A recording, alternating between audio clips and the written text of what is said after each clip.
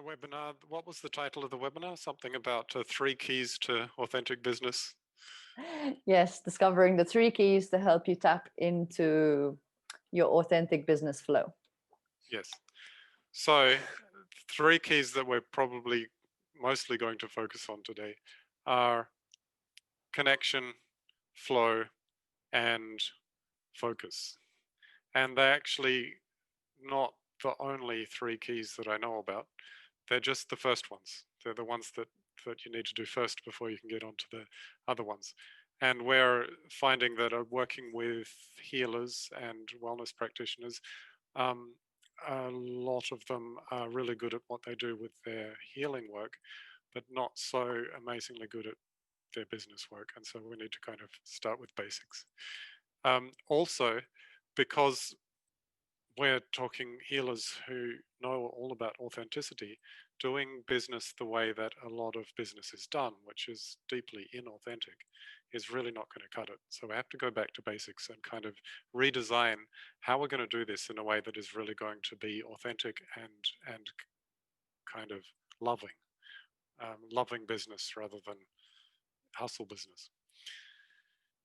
So my vision is that if we can take the healing community, who are really have the potential to be the new spiritual leaders of our society, the people who are bringing people to their full potential, healing them of their issues, bringing them out into what people could become.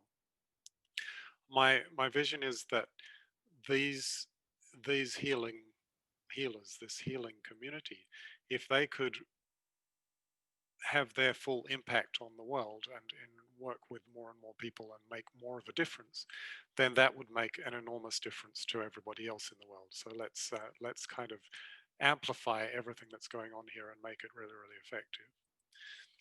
Can we start the slideshow? Yeah, Alexander, for the sake of new entrants, we have Florian here, and for the sake of the recording, maybe you can do a quick introduction as I switch on the slides. Yeah. Yeah. Okay. Slideshow coming up. How to find your authentic flow in business. I'm Alexander McDonell, and Hannah Cremona is helping me here.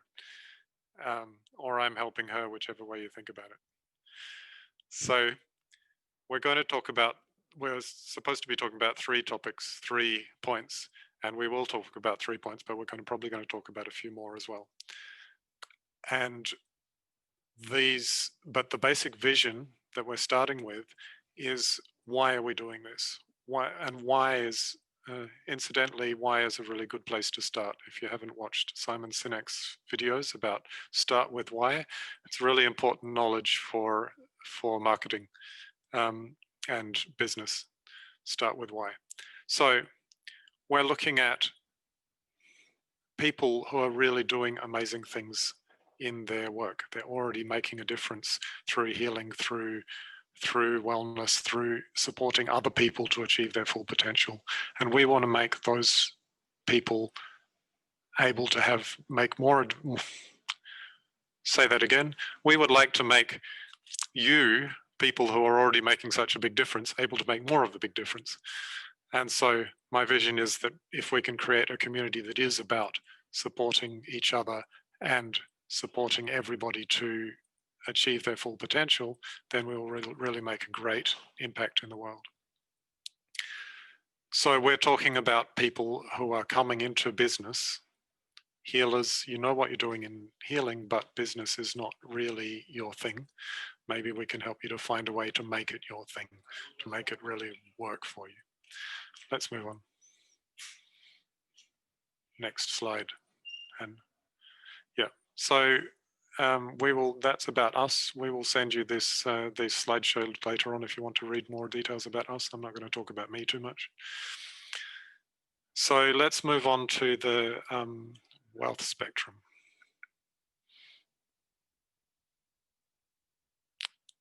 Yes. So we have the wealth spectrum.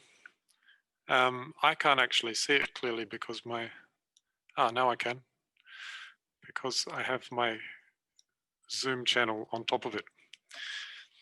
So this wealth spectrum is how the chakras relate to your success in business. Success, not exactly. The kind of level of impact you're having in the world of business. What scale are you working at? Some people are working at how can I make a little bit of money for myself? Some people are looking at how can I run foundations that are giving charities huge amounts of money. It's a completely different world that you live in depending on what scale you're working at. But we're all working at some kind of scale, whether or not we're conscious of it or not. We're in this spectrum. So the first, before we have any real stability, we have infrared. Infrared is the people who see themselves as the victim, who are unstable in their financial situation. So this is people who are spending more money than they're making. Or people, they make a lot of money, and sometimes they get lots of money and they're fine, but it's not under control, and so it kind of leaks out again, and they're always stressed about whether there's enough or not enough. So infrared victim mentality is quite a problem, but I don't normally see healers sitting in this situation. Mostly, the reason for this is that mostly when you come to your own inner stability, your own inner connection and love, so you have inner peace, it also means you connect with your community around you, you start to have the support of others around you, then it's very easy to move out of this into a kind of stable sense of I have enough, and if I never don't have enough, then somebody of my friends is going to help me and I'm going to be able to support myself in some way. And so mostly what we'll be working with is not that level. The next one is red. Red is the survivor. Survivor means you have enough, but you don't have more than enough. It's where a lot of hippies are living. We live in a nice, easy, comfortable way. We have lots of time, but we don't have extra money beyond what we really need for day-to-day survival. At the end of the month, you've spent the same amount of money that you earned. And you also see this in traditional societies, like in subsistence agriculture, places where like modern commercial capitalist development has not taken place very much. You get a lot of people who are creating enough for them to survive, but not really moving on in the professional world so much. So it's a fine place to be. It doesn't have that many problems. It's quite fun. Gives you a lot of time to connect with other people and do fun things. But it has less impact. It doesn't make this huge, big difference to the world around you, because you're not actually seeing that many clients. You're not working with as many people as you could. So those who want to make more impact move up to orange. Orange is where you become more professional. You become like, I'm working hard at what I'm doing and I'm achieving success in what I'm doing. I'm helping people, and generally you're doing a lot of work, but you're actually enjoying that work because it's something that really comes very naturally to you, or something that you believe in. Now, when we move beyond orange, we start to move into the real world of business rather than profession. Profession is like, you have a job, essentially. Even if it's run as officially registered as a business, essentially what you're doing is you're turning up to work and you're doing some work and you're getting paid for your work. But when you get to yellow, green, blue, what we're looking at is business where we have to understand how the business works and the structures of things in order to expand further. So yellow is where you get to the point of, as we said, it's not a worker, it's a player. The concept is I'm not working on my business. I'm in a team like a sports player or a musician in a band. I'm doing my bit. I'm really loving what I'm doing, and I'm kind of got my little team of other people around me helping me to do it. So you become, yes, you're a sole trader business. Essentially, you're doing your own business, but you know how to work with other people so that you're focused on the things that you're really, really, really good at, and then the other people do the other bits, and that allows you to expand that step further. We have a question about how can a victim start a business. I will get to that afterwards, but I'll get to go through all of these before I get to that point. So then we have green. Green is where you build an organization. So you become so big. When you get to about 12 people working together, it becomes really, really difficult to manage the team. And you actually have to have an organization with managers and so forth in order to grow bigger. And that is a point where you step out of, you're generally not so much in a role of me doing the service myself as me creating a platform where lots of other people can help each other and do services for each other. So it becomes a bigger vision and a bigger mission. So at this level, it's the performer. We call it the performer because it's kind of like the performer in an orchestra rather than the player in a band. You actually have to organize yourself, learn the notes, play together. It's not about kind of just expressing yourself and naturally things working. It's about you actually have to coordinate much more clearly and develop these organizations. I really recommend cooperative organizations when you get to this level because firstly, they're much more loving and caring and based on service rather than sales. But secondly, they're just so much more fun and successful. Actually, all of the statistics say that cooperatives are something like 5 to 10 times as stable and successful as any other business form. Okay, quickly moving on. We're not really going to cover the rest of them in this session today, but the blue is where you're working with multiple organizations. So this is the entrepreneurs who've started different businesses and they're running several different companies, and they actually don't have time to run any of the companies. They're not the managers of anything. They just have the vision to be able to set things in place and help other people to start things. So that enables you again to expand your impact and work on larger scale things. Then we get to the next big shift. After blue, we get to the shift from business to alchemy, to transformation of the world. So at blue level, you have the ability to make more money than you could possibly spend. There is no reason to try to make more money at this point. So it's not really stepping further in impact is not about selling more, making more money, though at these levels it has been. The money is not actually your purpose, but money is necessary in order to make these businesses run. But once you get to this level where blue has so much money available, then further impact is actually on how do you spend that money. And so that's where you move into charity and foundations that are about how can we channel this financial channel that we have created, this money coming in, how can we channel it to something really useful? How can we actually make a difference? And that's where you stand for a purpose.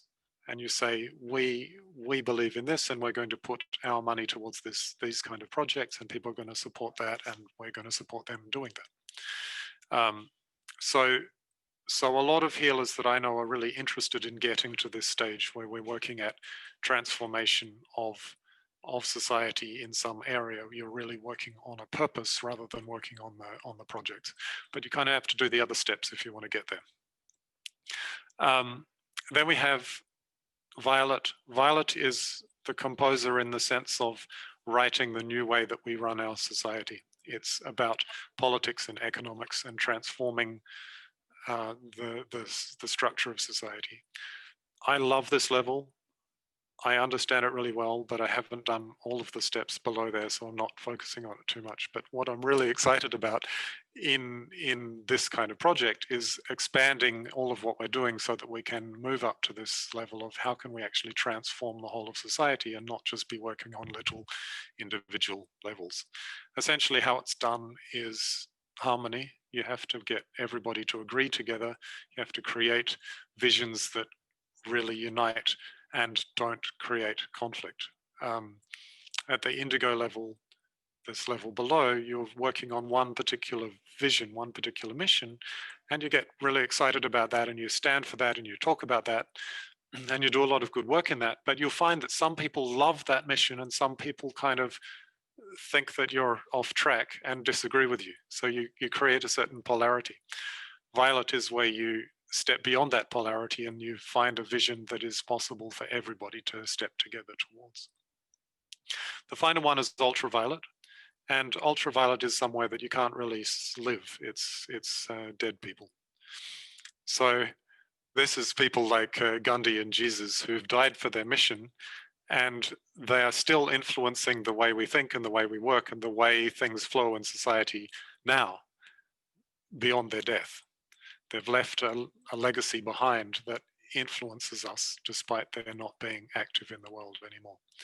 So some of us will do that, and that can be an interesting ambition to have, but you have to remember that you have to die to get there, so maybe not quite today.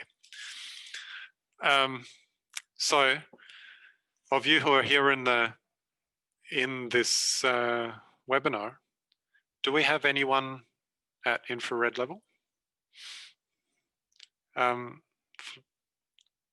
Was it Florian? You were asking about it. Florian, your work is stepping into player. Okay. Do we have anyone in the red level? Where are you? Where are your levels, do you think?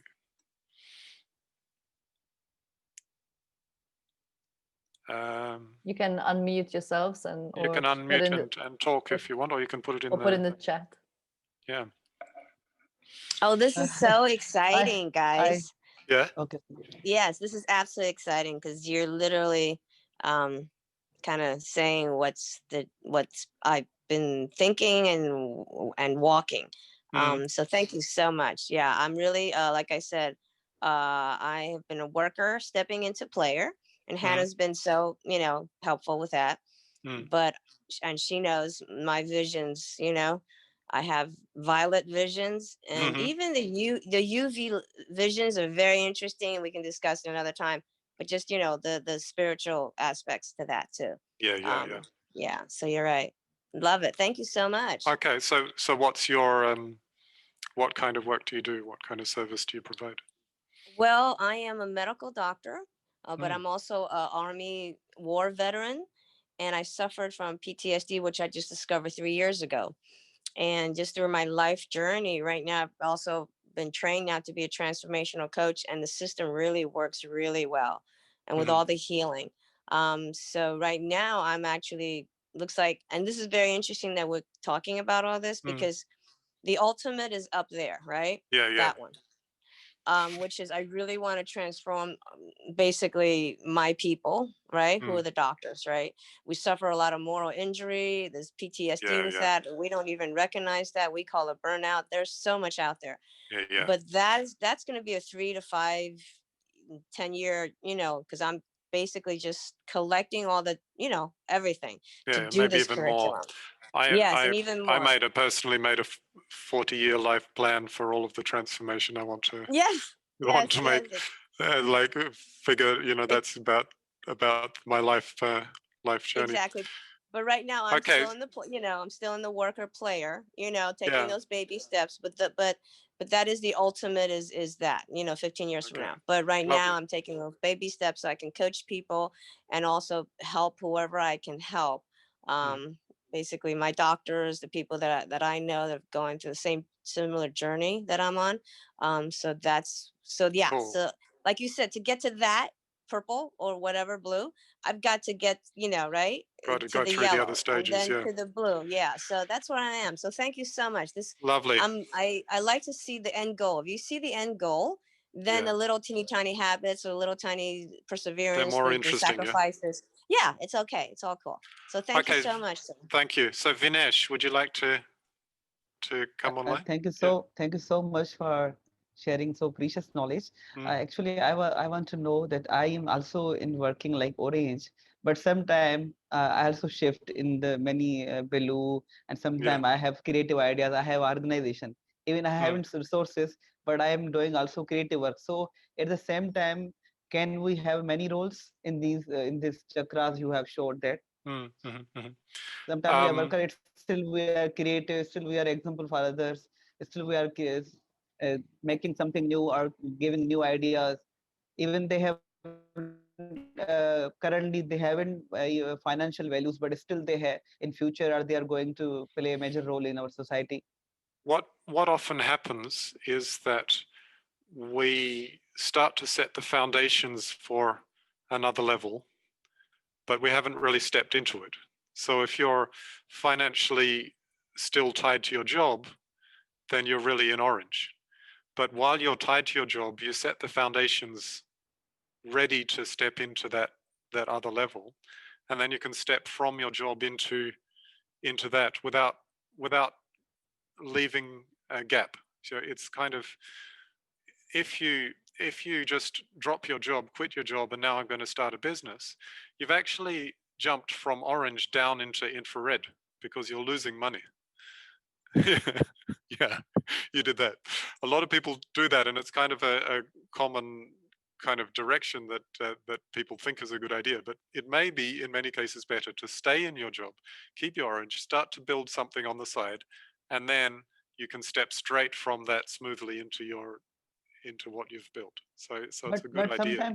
Sometimes it happens. You get in some idea, a creative idea, and it transforms you totally, and you change from, you switch many things, many steps directly. You jump to orange, to blue, and below directly. Is this possible sometime? It's possible. The thing that you have to be wary of is the amount of time it takes to build things. So when you set up a blue organization, which is, blue organizations are essentially investment.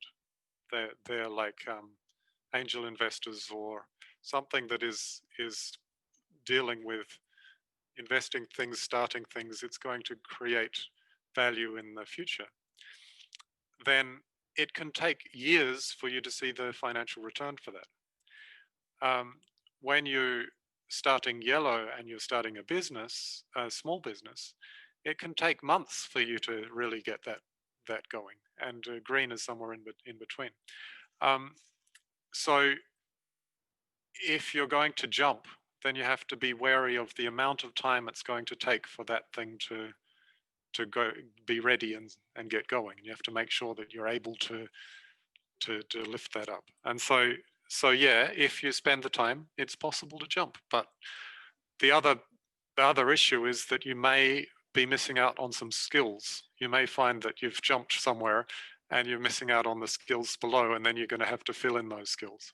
Personally, I jumped straight up to the top, and I've had to fill all of the skills in below, and it's been really quite a difficult journey in many ways. It would have been much simpler if I could start at the bottom and move my way up, because then I would have been making practical steps, practical progress at each step. If I start at the top, then the practical progress is not really meeting the vision, and you have to fill all of this in and then start back again to fill it in. So, you know, you can do it, but at the same time, it's worth also working on the step-by-step as well.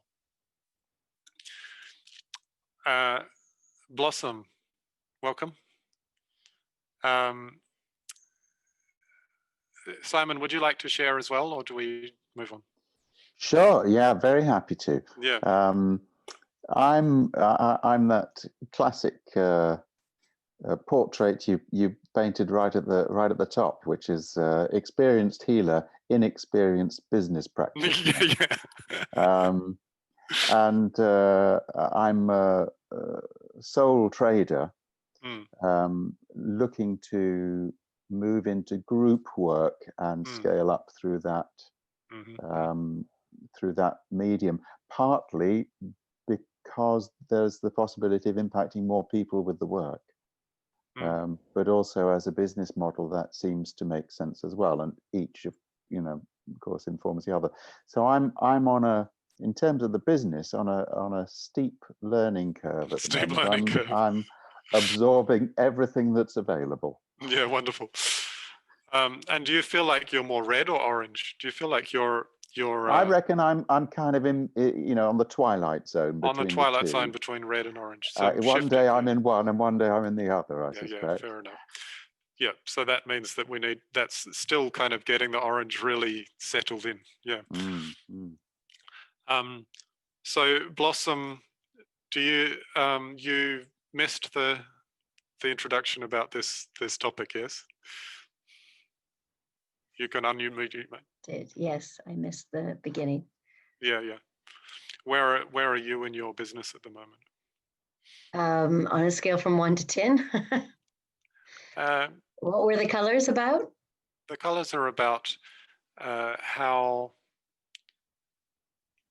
well, it starts with how grand is your big business. How big a scale are you working at? Are you working at just being sustainable? Are you working at filling your days with clients? Or are you working at creating bigger businesses with more staff and I'm just at the very beginning, pretty much. Well, I've been at the very beginning for about 4 years, actually. Right. So that's where I am. Yeah. So there's probably some useful things that we could look at. Yes, for sure.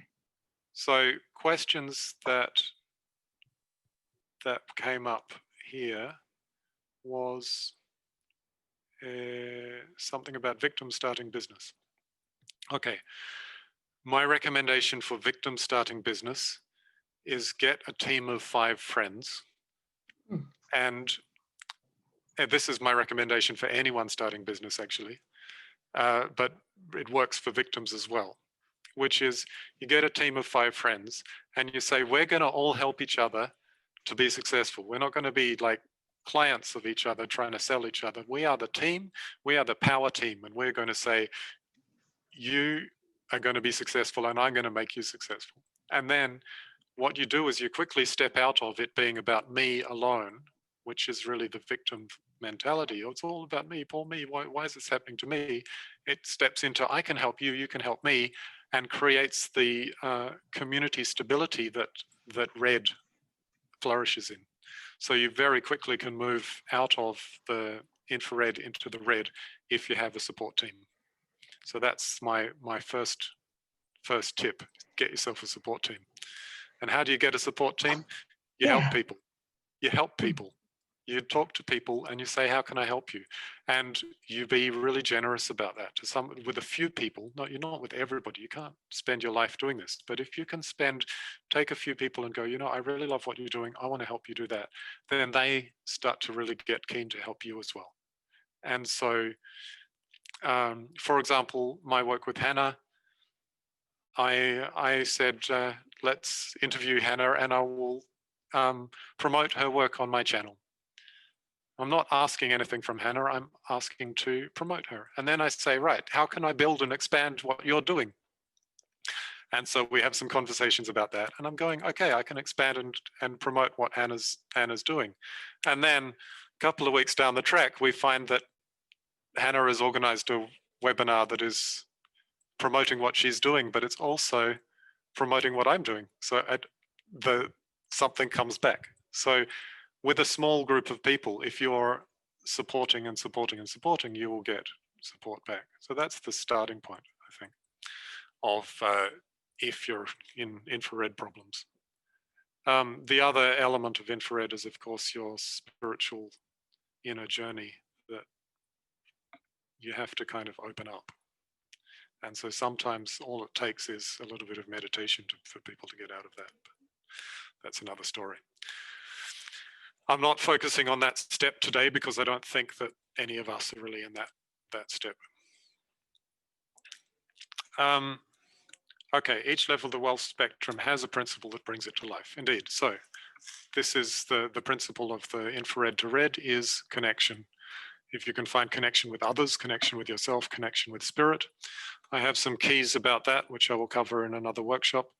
But, and they're really, really interesting. And they're my own unique research, which none of the other work that I'm doing is. Everything else I'm doing is copied from somewhere or other. But that bit is not what we're about today. What we're about today is the next step, which is flow. Flow is when you start to put that connection into action. So you have a certain level of inner peace. if you meditate, if you do whatever spiritual practice you do, if you go in nature, you can find that inner peace. But when you're coming into your business, are you expressing that same spiritual inner peace in that business? Most people who start stepping into business are not. They're finding their inner peace in one side, and then when they step into the business, they're trying to be practical and kind of dropping that inner spirit. And what this inner peace in action looks like is excitement. It looks like I am totally engaged in what I'm doing. I'm having so much fun that I cannot possibly be stressed because I'm too busy having fun and too busy engaged in what I'm doing. And the motivation flows all the time. The inspiration is there. And the interesting thing is that this kind of experience comes in very different actions for different people. So some people will find this in a really extroverted way when they're talking to people. Some people will find it in a much more introverted way when they're dealing with systems. And all of our businesses need both the extroverted and the introverted. They need the systems, and they also need the talking to people. And so they also need a few other things as well. There's quite a series of different things we have. And so what we end up having is a whole series of different things that need to be done in the business. One of them you're really good at and is really easy and is really fun and gets you in that flow. The other ones are a little bit more stressful. Now, what we tend to do at red level is that we focus on all of the things that we're bad at, and we do quite a bit of work on all of these things that are difficult for ourselves, and just a little bit on the thing that is easy for us. At orange, what you do is you shift that focus and you go, I'm going to do mostly the things that are really easy for me and just do a little bit of the things that are difficult for me. And then you've got a basic foundation for your business, but you've got something really amazing that's really attractive, and getting into that area which is really attractive is what makes you inspired to work and inspiring to work with. So let's move on in the slide. What's the next slide? Do we have one of the, but yeah, this one, personality types. So I was talking about extroversion and introversion. Extroversion is blaze. Extroversion is the fire. It's the right-hand side, the red. Extroversion is about, I get up in the morning and I don't know what's going to happen. I don't know who I'm going to meet. I don't know what interesting things are going to appear in my day. Isn't this wonderful? Introversion, on the other hand, it's actually not about not wanting to work with people. It's about wanting structure and order. So introverts get up in the morning and say, I've got my whole day planned out. I know exactly what's going to happen. Nobody is going to disturb my plans, and I am going to do things in an ordered, predictable way. And isn't this wonderful? So they both love what they're doing, but they love it for completely different reasons. Well, there is also an ambivert, somebody who is halfway between extrovert and introvert. Yes, you're an ambivert? Yeah. Yeah, I think so. I recognize this, like I even go with the seasons. Like we're coming into winter now, and all I want to do is go into hibernation. And then there'll be other times of the year that are just like full force and super fire. So I didn't know there was a name for that. Yeah, it's called ambivert. Thank you. And so that's essentially exactly that you have times when you become extroverted and times when you become introverted, and you wouldn't be happy with one or the other. Introverts and extroverts are actually the same. They also have times when they become introverted and times when they become extroverted. The difference is the percentages. So I can talk like this with people, and I can book 4 interviews in a day and be talking for hours, and maybe my voice might get sore, but my stress levels are completely down there. I'm just having a wonderful time. And then I might go and do some introverted thinking. But, you know, I find the thinking really hard. It's much easier to go and talk to some people. So yes, I need to spend a little bit of time in the introversion phase. And there are times when the extroversion can get too much. But it's kind of more like 80% extroversion rather than 50% extroversion. Simon, do you know whether you're an extrovert or an introvert? Well, based on those two, I would say an extrovert, but mainly because of the structure. But I don't feel a kinship to either one. So you may be more ambivert then, more like potentially. I mean, the middle. Personality-wise, I communicate with ease, but I'm really a hermit. Yes, yeah, exactly. So that's an ambivert. You know, you do both. Yeah. Anyone else like to answer this question? No, actually, let's not answer this question because of time and move on. And then you can answer the next questions, which is, okay, we have the top and the bottom. The top is, we've called it dynamo here. It's also called intuitive or creative. Intuitive, not in the sense of intuition as we normally use it, but in the sense of seeing the big picture, where you see, you're going to get an intuitive grasp of the whole of what's going on rather than looking at the little details. And so this is kind of like helicopter view.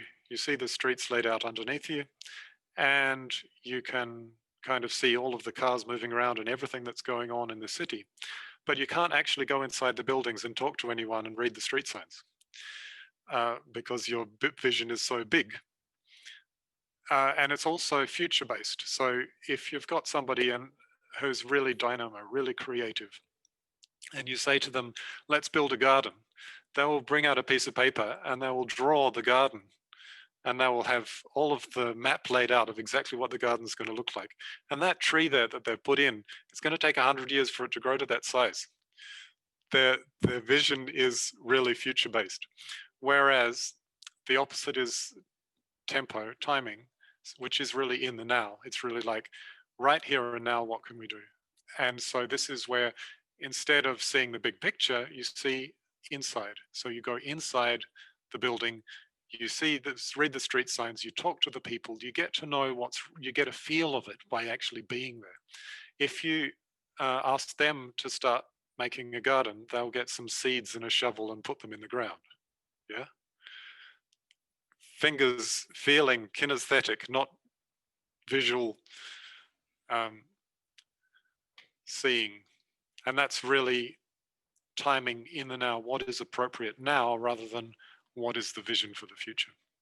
And the difference, remember that the difference is not in what you can do, but what you enjoy doing. This is about finding a flow, what you enjoy doing. So we can all do all of these things, but where are you having more fun? Who would like to answer this? Florian?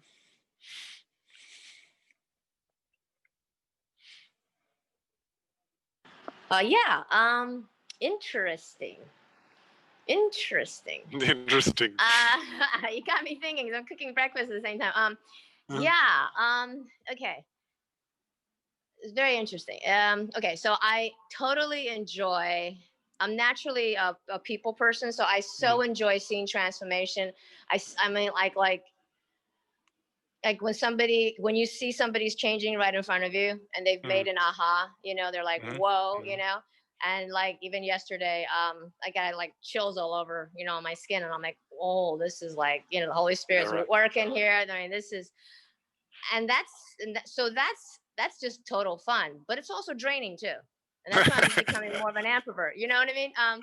But it is totally fun, and I mean, I love it, and I do that. But then on the flip side, you know, I'm like the other person, the other man. I'm a professional healer, but a total beginner entrepreneur, right? Yeah, right. So, but I'm also trying to, because it is my life and I get to choose. And I'm also trying to have that learner beginner mindset, and I choose that so that when I do this entrepreneur thing that I do need to do, I am changing it to I get to. So I'm really trying to live into that so that that it's not fear, but it's actually excitement, because fear and excitement are, really the same thing. So I choose to be excited about being an entrepreneur, not knowing a thing and learning it. So there's a certain amount of energy there too. Okay, So this is really interesting, Florian. You didn't answer the question, but you demonstrated the answer in everything that you said.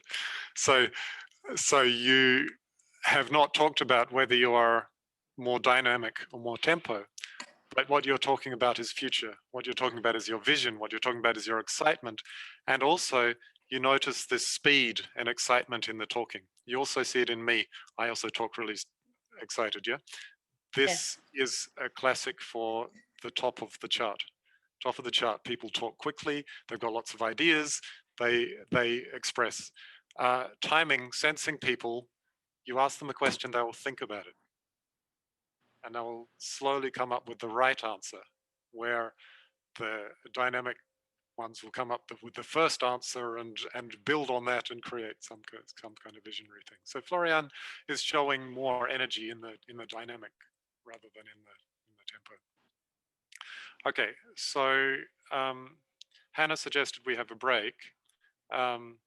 We do have a little bit, we should on this map look at this kind of combination personality types. So we have 8 actual personality types.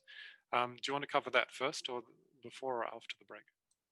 I think we should cover that first, and then have a 2-minute stretch, just for everyone to like move their bodies and not stay stuck on their chairs for too long. Yeah. Okay, cool. Okay, so starting at the top, we have the creator. The creator is somebody who has brilliant ideas all the time.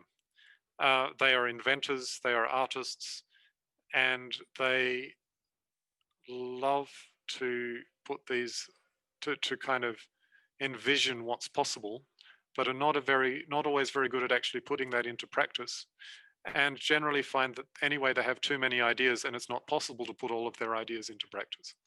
I have seen a classic person talking about this. They were an artist drawing beautiful drawings and paintings, and he wrote a blog article saying, I wish I had creative block, because I have so much creativity coming through that I can't keep up with it all.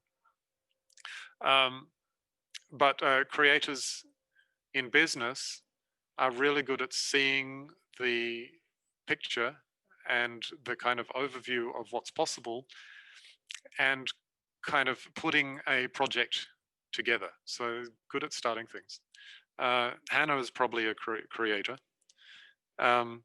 She's got some of the other, you also have some of the other things that are nearby. You have some of the abilities to do the star on one side, the mechanic on the other if you're a creator, and you will see that in practice in future. So the next one is the star.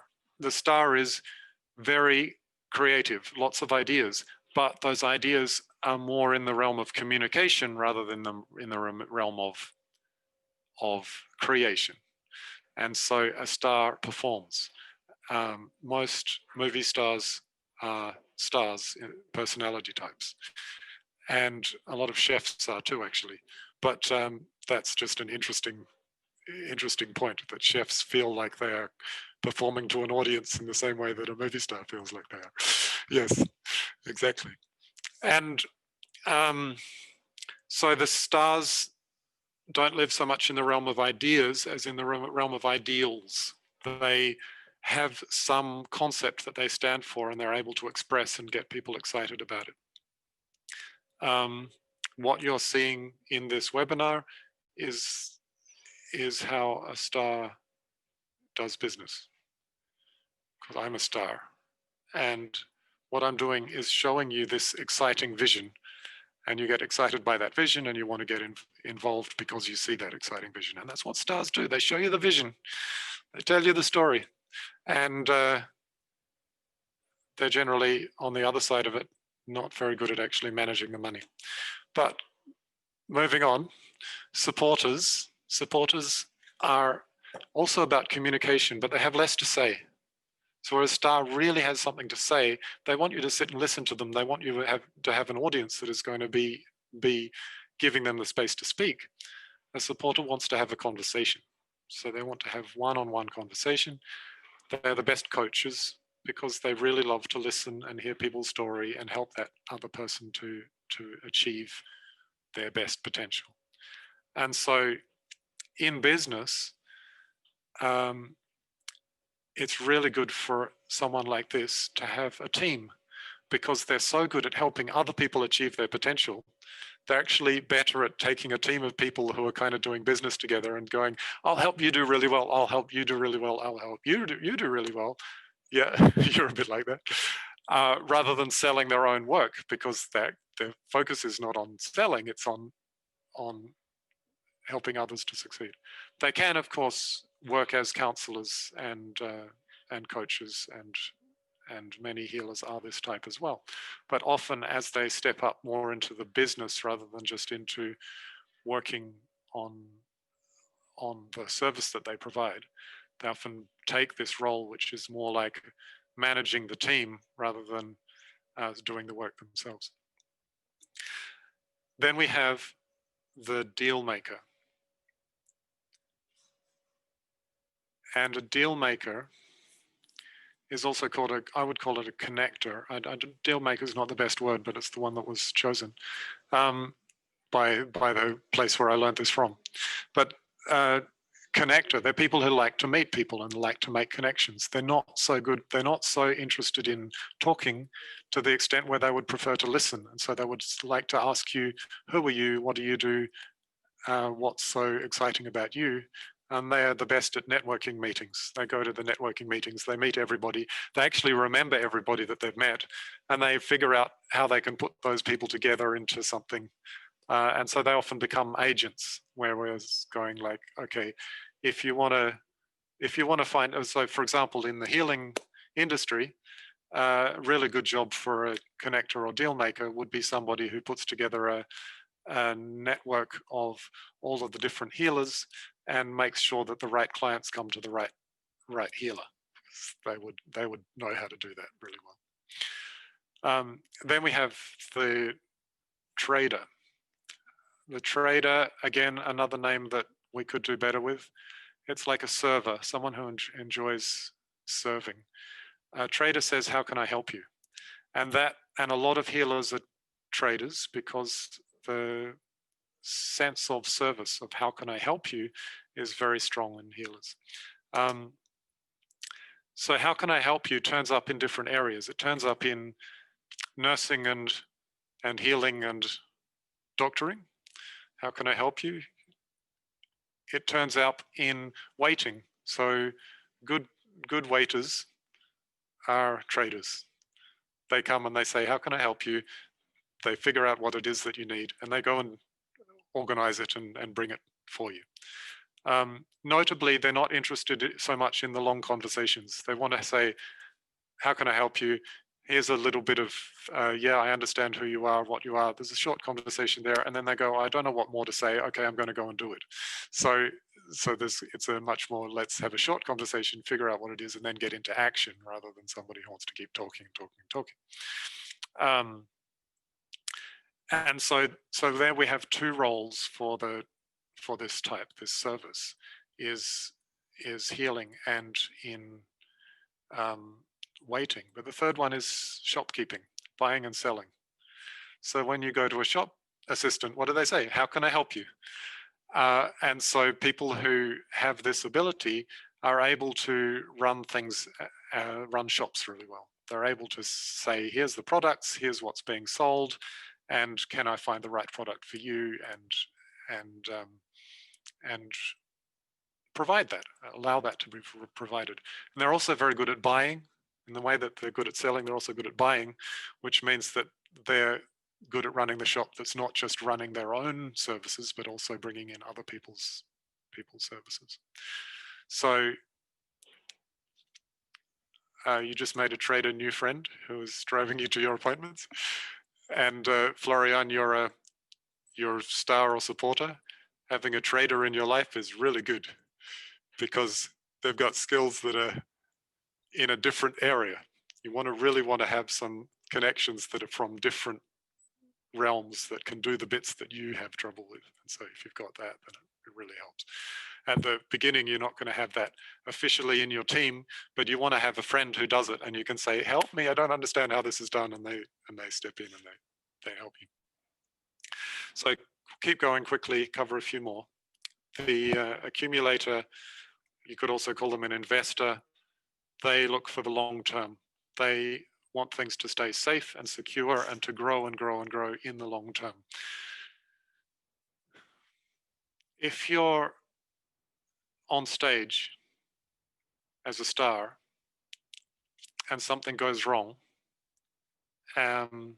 then you skip over it and forget about it and get on with the job, and who really cares? And so there's a certain courage that is appropriate. We just step in there. Things are going to go wrong. It doesn't matter so much. If you're doing an investment portfolio, or if you're growing trees that are going to be growing for the next 100 years, and sometime in the next 20 years, there's going to be a fire and it's going to burn down all of those trees, that's going to destroy the whole plan. So things going wrong is something you really don't want if you're operating from this slow growth kind of perspective. And so these people have an interest in the slow growth, and they also have an interest in security. And so these are the people who will try and make sure that we look at the risks and make sure that nothing is dangerous. Very important in certain areas and certain times. They particularly become important at a certain scale of business when you've got enough money that you have to actually invest it somewhere. But they're also very important to those of us who are a little bit flaky and don't think about the things that could go wrong and just build castles in the clouds. So they're important to have on the team as well. And if you are one, then you need to build things in a slow, steady way that works for that. The Lord is a refiner, a perfectionist. Lords are the most introverted, and nobody knows that they're introverted because they're so good at doing everything really well that they, as soon as they step out into the public, they dress perfectly, they say all of the right things, they're really elegant, and you're really impressed with how good they are in society. But you ask them privately and they say, yeah, I can do that for an hour and then I have to rest for the next 2 days. They're like, they would prefer to have a dinner party with a couple of friends and sit down and lay the table very neatly and have everything very precise and beautiful and kind of safe, kind of like there's nothing too much, no surprises going to happen. So they're amazing at production, at producing things in a really high quality. So they will do things and figure out how that can be done better and produce something that really, really, really shines. Tend to grow their businesses very slowly, but when you do start to see them, they're so well developed that they just take over whatever it is that they're doing because they do it so well. The feminine would be the lady. Could be, yes. I think that the name could be completely transformed as well. I sometimes call them refiners, organizers. Haven't decided on that. But some people really like. I know some lords who actually really don't like being called a lord because of the connotations of the old days where the lord was the one who was in charge and the peasants were kind of working for the lord. Though the lords are actually really good at that. They do that very well, but they these days don't like that connotation. So a lot of these names could be improved. I can never settle on the best improvement of them. So for the moment, I'm just sticking them out there as they are. Or the definitions of the names. Yeah. Okay, so the mechanic. Mechanic is fix it, Mr. Fix It. Engineer. Computer programmer. I see a problem and I want to find a solution to that problem, and really good at systems. So if somebody likes fixing bicycles or doing jigsaw puzzles, what they're doing is the mechanic type of thinking. The mechanic type of thinking is you see a problem and you try and find a solution for it. The first solution you find won't really work. You'll find another one, you'll play with it. This is how they're creative. They need to be creative in their solutions because they're kind of finding solutions to the issue that comes up. They analyze the solution, they analyze the problem, they find a solution. It doesn't work, they find another one. And eventually they will put a system in place that's really effective, and then we move on to the next thing. A lot of them love computer programming, love car mechanics. But if you're working in healing, then you would be working with systems again. So I have a friend who's a healer who works with the system of how you can engage the spiritual energies and put them into music and empower the music with these spiritual energies. And then people can take that music home and get the power of a spiritual healing session just by listening to that recording. So you can see that they've developed a repeatable system rather than just something that they do themselves. So there we have the full map of the different types.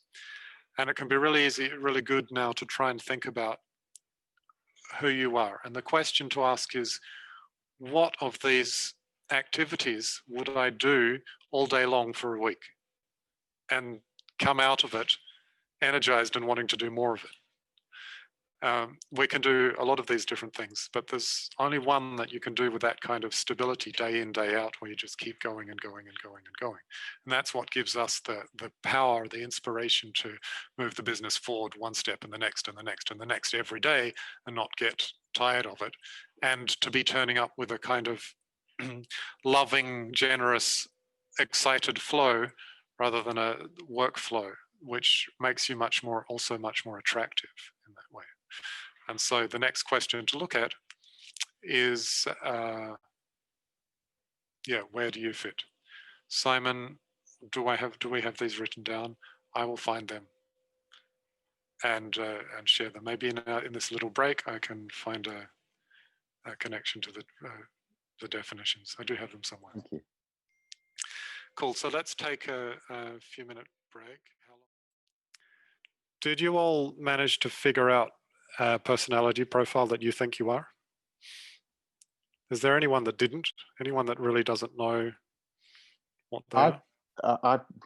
I kind of resonated with more than one. So, so which ones did you resonate with? Well, they were all in a corner. Creator, star, supporter.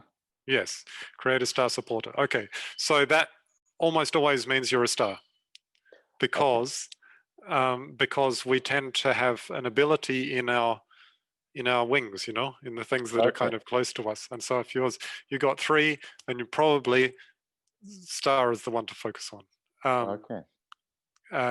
That's not always the case, but it's a good place to start. And then you need to try it out and see if it works for you. Yeah, it makes sense. Yeah. And one of the things that I've found, there's a certain element of this that you can guess and that you can kind of try and understand in yourself, but to some extent you just have to do it. You just have to get out there and feel that flow, that you're enjoying yourself and you're doing that work and it's just coming naturally, and see where it goes, and try things out and see, does this work or does that not work?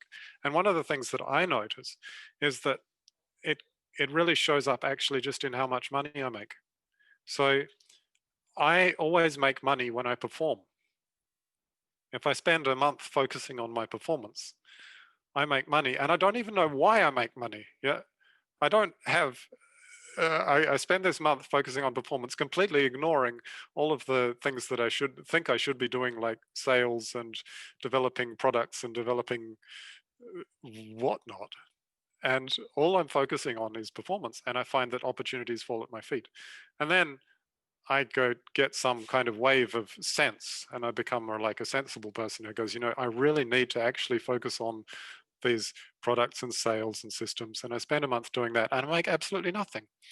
So I've come to see that it really shows up in the results that that come back to you in ways that are not always predictable or even make sense. But when you have that inspiration coming through, then opportunities come back.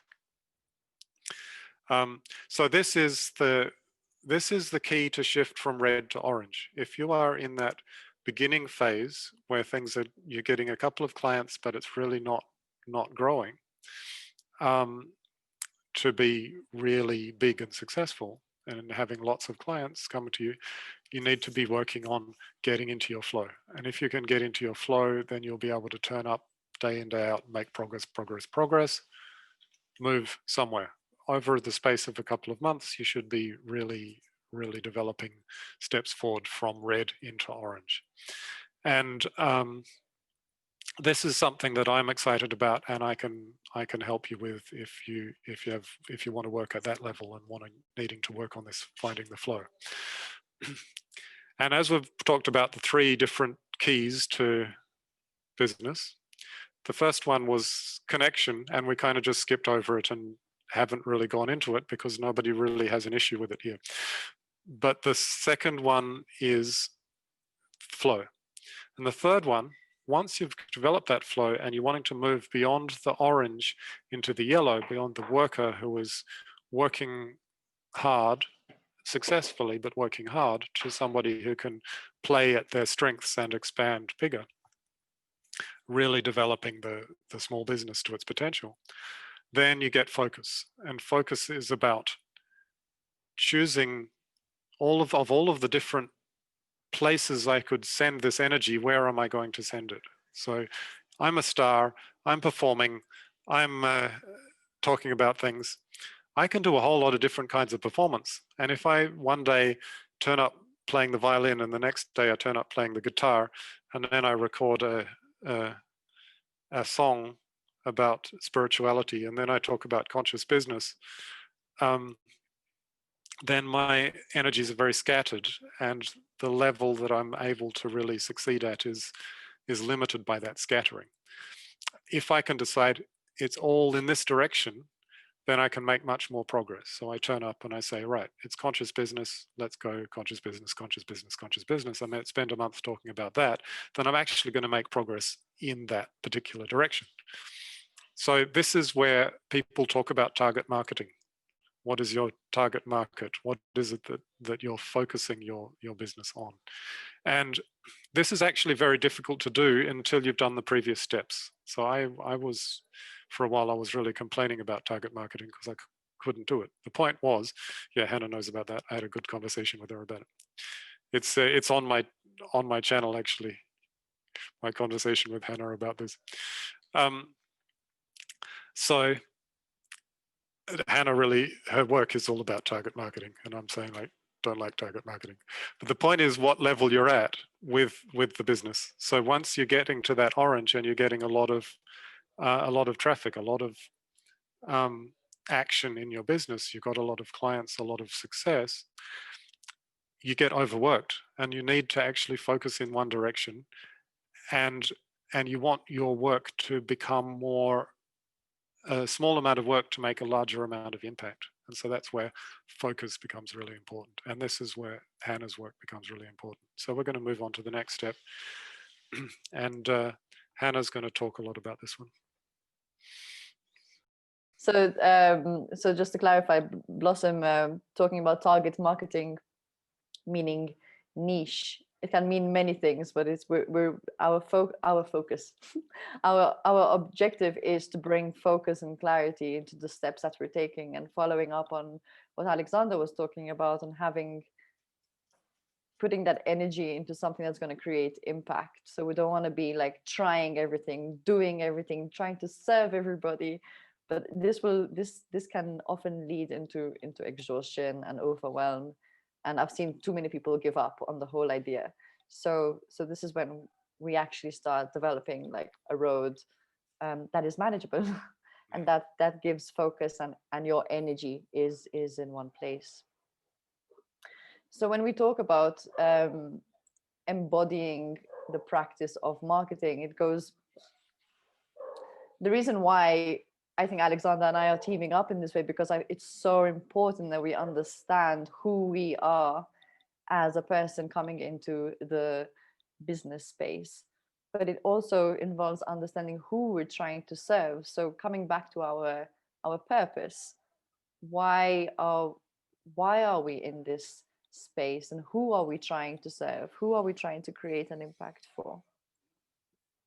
So it involves attracting the right people to your service with messaging that's heart-centered, and the only way we can actually communicate from the heart is if we truly know those values and who we're talking to.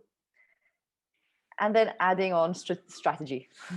I'm a big fan of strategy. I think Alex mentioned I'm more of that visionary type. So understanding what you're doing at every step of the process and how this contributes to the bigger picture, how this contributes to the impact you're trying to create. So about attracting the right people into our service.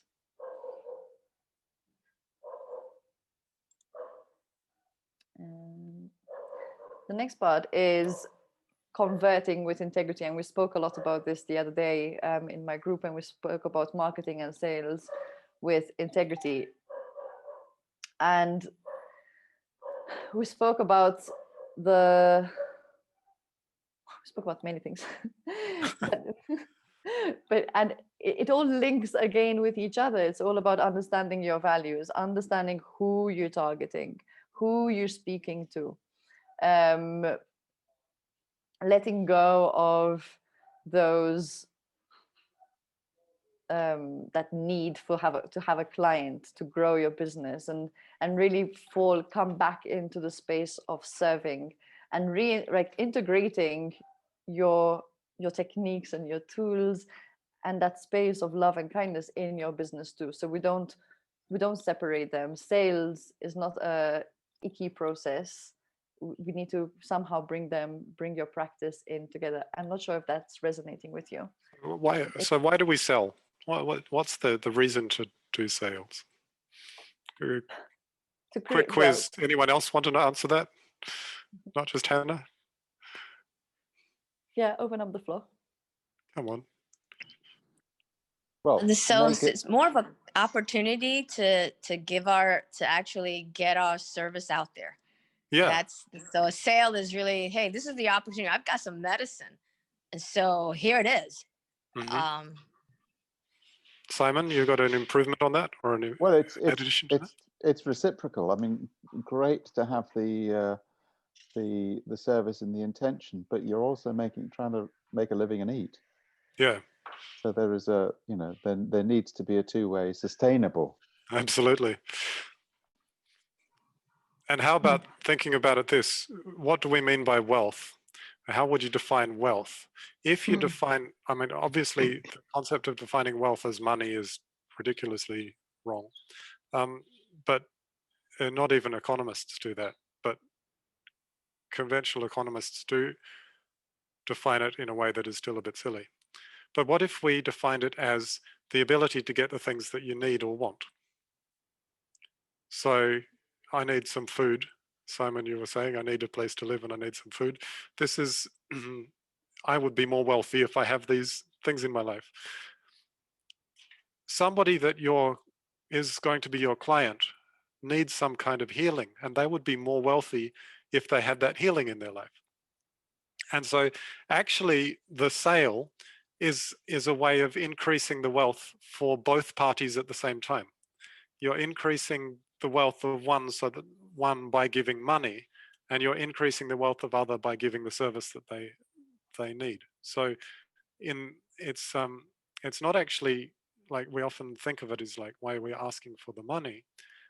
If you're thinking about the money, then you're thinking about that as a one-way street. The money's only going one way.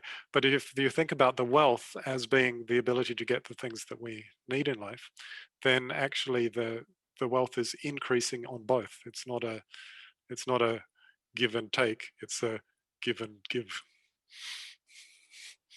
Okay, go on.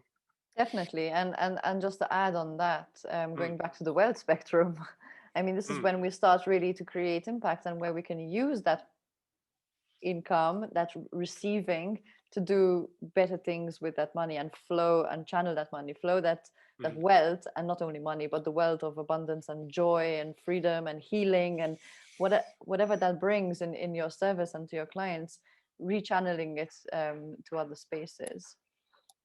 Someone is joining the Zoom meeting. Lovely. So yeah, and doing that with integrity and doing that in your flow at the end of the day. Yeah, totally.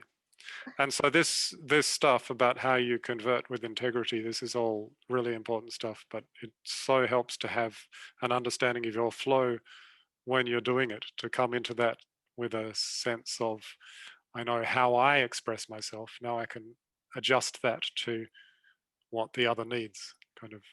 So this is kind of the next step. I know about myself. Now I need to know about the other people and who I'm working with, and understand them, and then adjust to suit.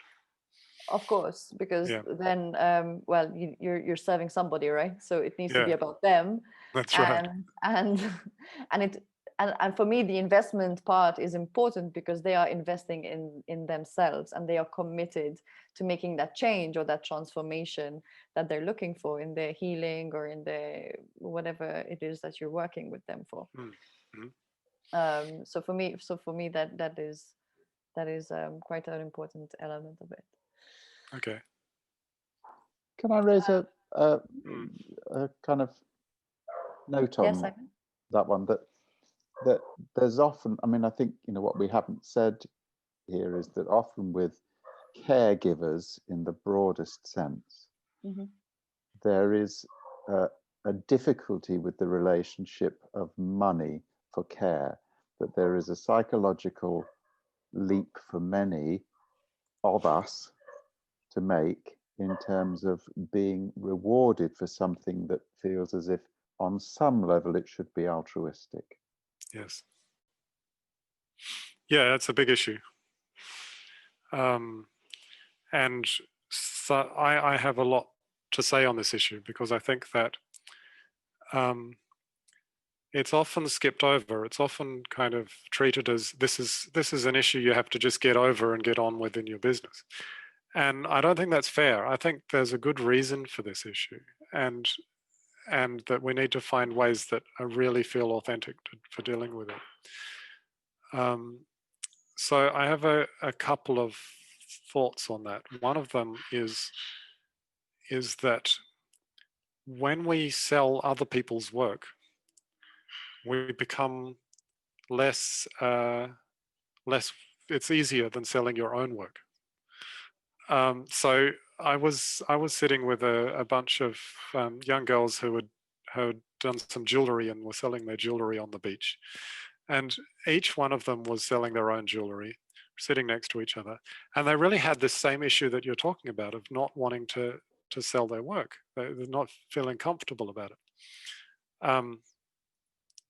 I got them to change places, so they were sitting in front of somebody else's jewelry.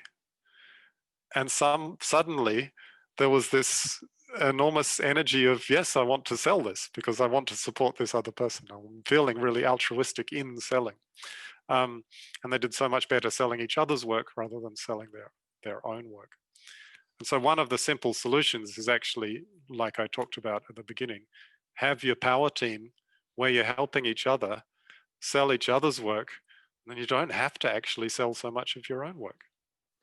Yeah, you mentioned earlier on the word agent, and certainly from a performing point of view, it would be very normal for a performer or a writer or to have some sort of agencies. That's right. And that, as far as I'm aware, these don't exist for healing practitioners. But it would at least not as much as they need to. We certainly indeed it would be. It's a kind of an opening in the market for somebody of the right characteristic. Well, I think that part of this what we're doing here can be the creation of that. So we start with supporting the individuals to develop their own businesses, but then these individuals will be part of a team. We can help each other, and then we can start to build something that's a little bit bigger and turn it into a community that is like an agency. But I really believe in cooperative business where the people own their own, like the workers own their own business, which means that it's not some agency out there that you have no control over, but you're actually a member of a community and you have some control over the direction of this agency. So I think it would be really worth, as part of this process, find a way to bring some people together that can actually create like an agency for ourselves and each other. Sounds like a great aspiration. Yeah. And I'd also like to give another suggestion, just a little cheat for how to sell. So the question is how much money to ask for you. So what I like to do is to ask the client that. And it's not always possible to do in the healing business, but sometimes it is. And basically where you start with is, what do you want? What are you looking for? And so they're not looking for a healing session normally. They're looking for a result, something that will transform their lives in some way. And so if you define what the result is, and then you go, okay, can I provide them with that result? If you can, then you're the right person to work with them. If you can't, find somebody else who can, because this is what they're needing. They're not needing a session, they're needing that result. But if you can provide that result, then you can ask, what budget do you have to go through that process? You can ask them, how much money would they be able to or feel comfortable putting up towards that? And this puts that money really in context, that it's got a purpose, we've got a result that we're trying to achieve, and towards that result, how does that money fit in? It also means that I'm not asking for the money, they're offering the money. So once they've offered, then you go, yeah, okay, yeah, we can work with that. Or if they offer too little, you go, well, we have to work in a different way that kind of fits. So you can kind of adjust it to suit them. And I think, though I've never actually worked with Hannah in terms of her coaching work, but this kind of concept is very similar to what you're teaching, isn't it?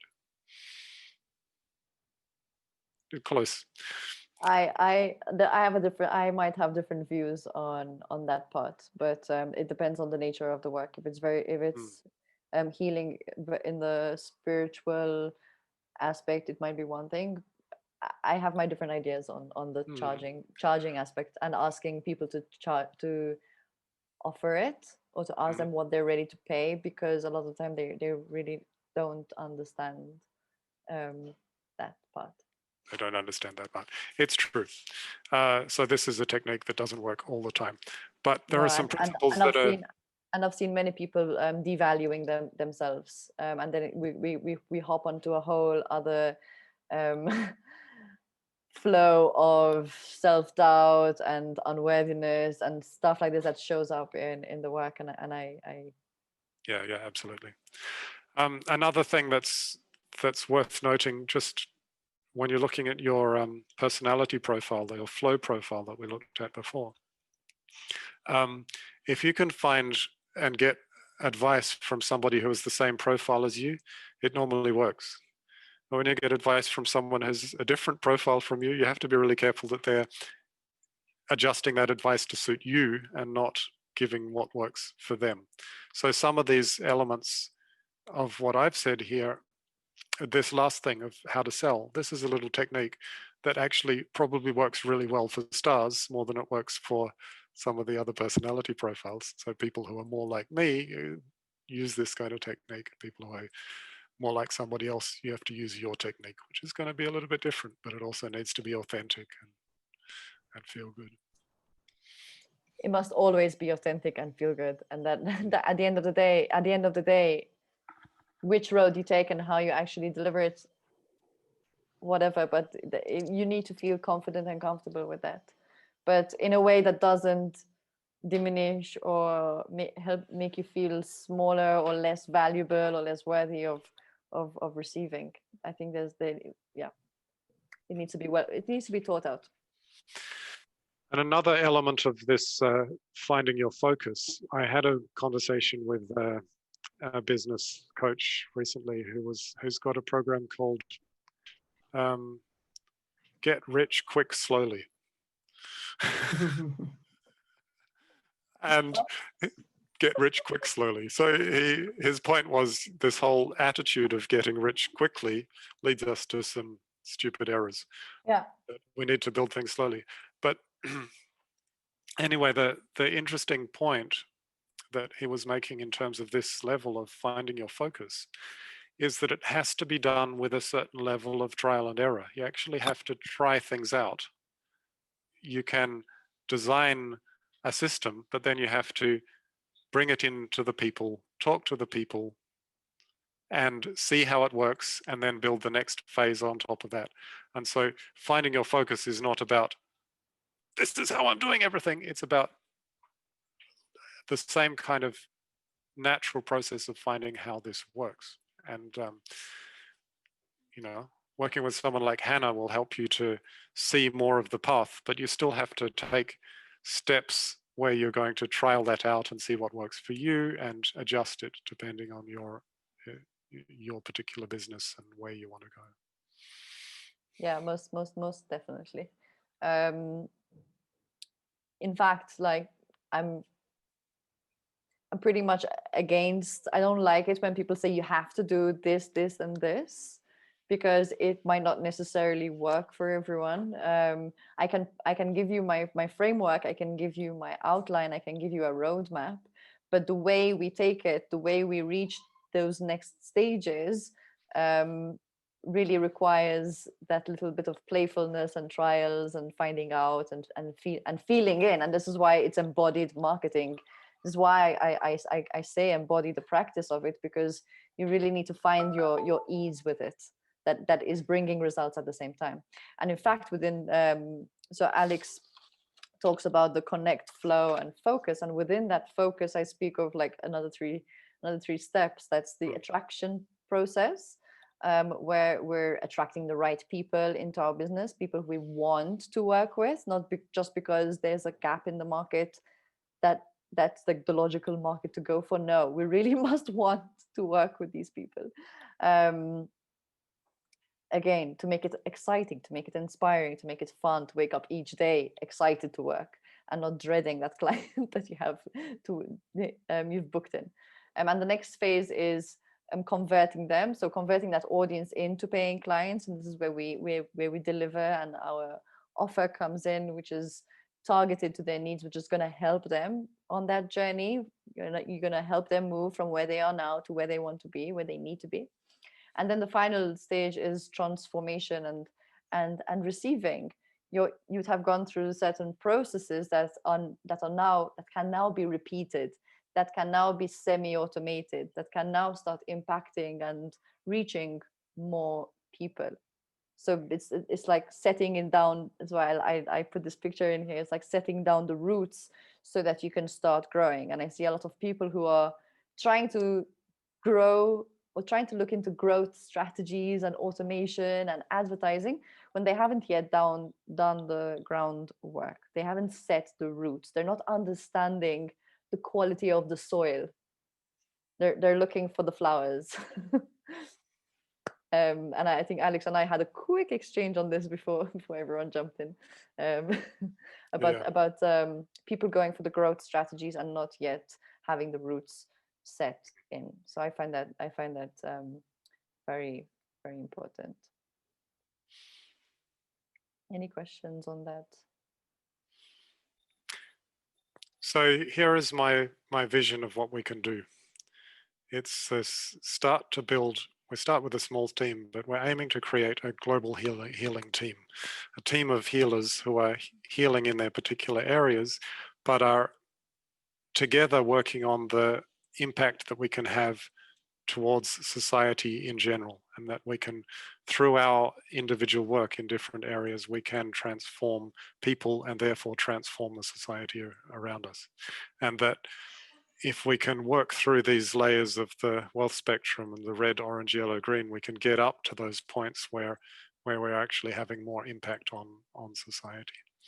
And so out of this webinar, I would like to get back in touch with you guys later and talk about being involved in some kind of team like this, and whether there's anyone else that you know, and whether we can start to form something along these lines that would unite, help each other, have a vision, and also get a little bit of help in from others so that you can really get your businesses running really well. Sounds great. Any comments? Sounds questions? Great. Count me in. I think we can unmute and yeah. Unmute. Oh yeah, count me in. I'm trauma informed. Anybody needs help with trauma, send them my way. Fantastic.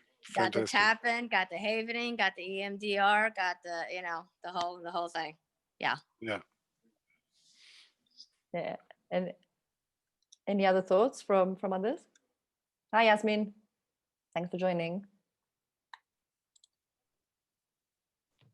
Just that any form of cooperative going forward sounds great. I think the more that we can work together as healing practitioners, the better. Exchanging ideas, seeing how far this can all spread. Yeah, absolutely. Exchanging skills as well. Okay, cool. And that would incorporate we would find some way to incorporate into that the programs that we're talking about that Hannah runs and that I run in terms of helping you with your projects, and also those other things that we talked about if you're actually helping each other in some way. So let's have a kind of follow-up conversation at some point in the next week where we discuss how we can put this into practice. So I assume we just, Hannah, we just contact people individually afterwards and set something up. We don't need to do anything now, yeah, I think the next step would be setting up individual appointments and just to get a feel and an idea for the next steps forward to see how this can start shaping up, right? Yeah. I know that there are more people who want to be part of this. Yeah. And so we can, anyone who's interested, well, it sounds like you're interested. Is anyone not interested in this? No. Yasmin, you just came in. Have you been following on Facebook or? No, I was busy on another call, so I caught you really at the end. I hope you have a replay because I like to it's in the group. It's in the whoever is the spoke sounds like a really nice guy. I like his vibes. So that's Alexander, you have good vibes. I think lovely to meet you. So have a look at the replay. There's a lot of really interesting information in there, and then we can discuss afterwards. Thank you, Alexander, for putting this together. I think it's a very valuable subject, and I think we were going to go places with this for sure. Lovely. Cool. Okay. Any comments or questions before we finish? Only thank you. Thank you. Thank you for coming. Yes, thank you a lot, because I've actually been really just praying for basically people to come alongside. Yeah, because it's a massive dream that I have for 10, 15 years from now, but this is the groundwork. So slowly people like Hannah, it's interesting. It's really just people I don't know. They're just slowly being brought into my path. So I think it's wonderful. So thanks, guys. Okay, cool. Okay. Thank you, everybody. And thank you. We'll talk to you soon. Fantastic. Good night.